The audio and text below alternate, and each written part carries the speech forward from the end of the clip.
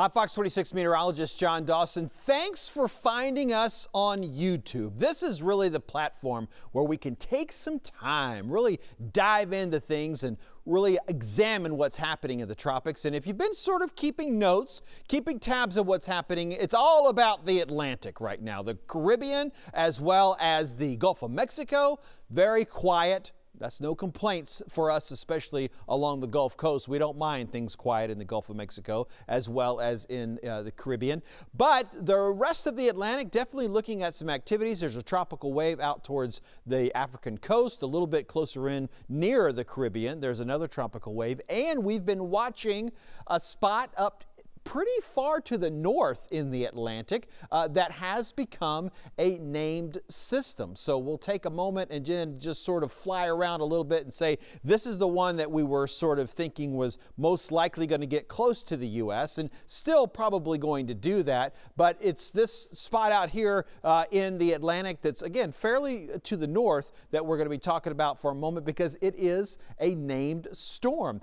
Tropical storm Danielle is what we're looking at. Maximum sustained winds are at 60 miles an hour. And notice the movement of this storm. It is barely moving. It is crawling to the east at around 2 miles an hour. So an easterly moving tropical storm is not something that we're normally talking about. You know, most of the time they're moving somewhat to the west, southwest, northwest, due west. That easterly movement is not as common, especially this storm is going to be a little bit unusual. And you can see how tight these icons are, representing a 12-hour journey each time. So when we look at Friday at 1 p.m. and Saturday at 1 p.m., then we get a look at Sunday at 1 p.m. That's 24 hours worth of clock, not just 12 hours. But we'll see again how slowly this storm is curling around and moving. And finally, when we get to Tuesday, it's still not very far from where it is right now, and possibly even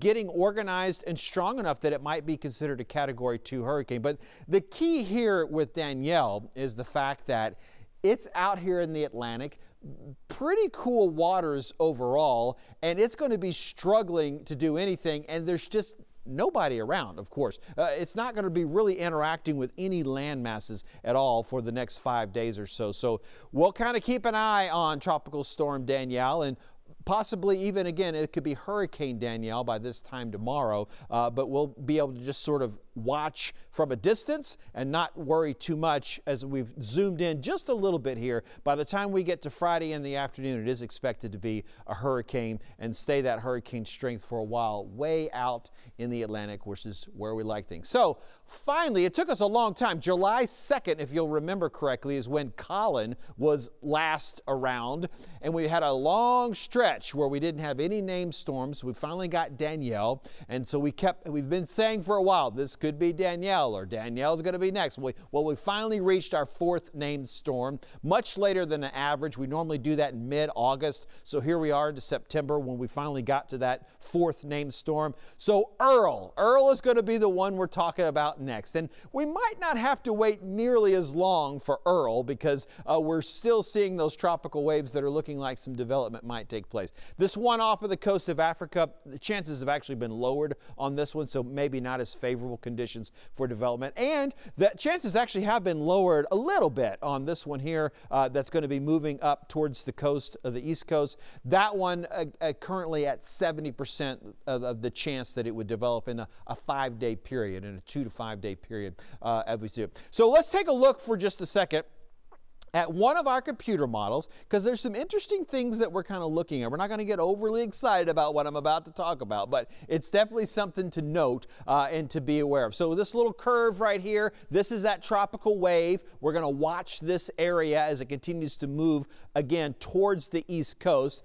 The GFS model picking up very clearly on what is going to be Hurricane Danielle. So this is Danielle spinning up here in the northern Atlantic. This is what could become Earl, not for sure, but it definitely a possibility. But watch what happens as we go a little bit further through time. First of all, Earl, or what could be Earl, is going to veer back towards the east, away from the United States, and then another little spin starts to get into action right here. Now, a lot of questions here when you're looking at a range that's this far out, whether this is actually a tropical system or another just sort of a low pressure system that develops.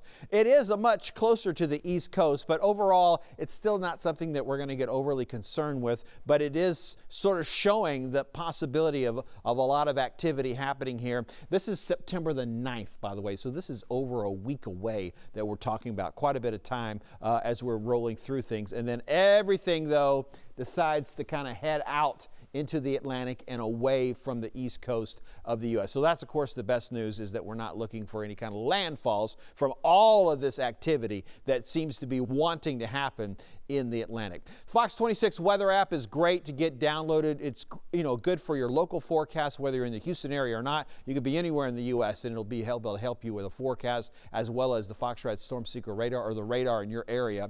But also the tropical information will be on there. So if you pulled up the Fox 26 weather app right now, you would be able to see Tropical Storm Danielle. You would see that forecast track and all the information coming out of the Hurricane Center. So that's great to have just for a hurricane season in general. If you want to find me on social media, that'd be great to connect as well. I'm at John Dawson, Fox 26. In the meantime, though, we'll plan to see you back here tomorrow afternoon for another update on the tropics here for YouTube.